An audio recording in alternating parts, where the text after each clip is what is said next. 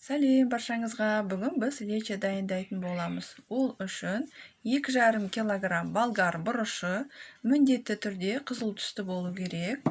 3 килограмм қызанақ, 2 бас сарымсақ, жарты стакан шемішке май, 2 ас қасық уксус, 4 ас қасық қант, 1 ас қасық тұз, 1 шай қасық қара бұрыш және де 1 шай қасық кинза қажет. Болгар бұрышын осылай турап аламыз. Сарымсақты осындай ғып ұсақтап аламыз. Қызанақты осындай ғып турап, қазір мясорубкадан өткізетін боламыз. Қызанағымызды мясорубкадан өткізіп алдық. Енді осы қызанағымыздың өзін ғана 10 минуттай қайнатып аламыз.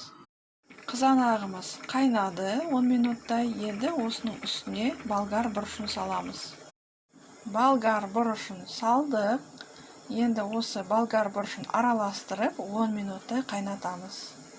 Болгар бұрышымыз 10 минуттай қайнады. Енді чесногымызды саламыз.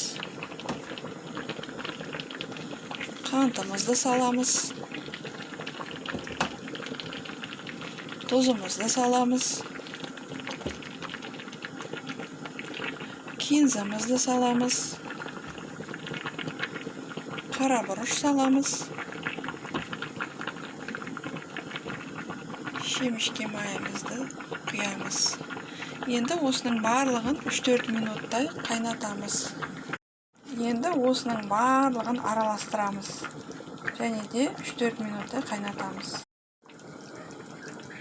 Ең соңында 2 ас қасық уксусымызды құямыз.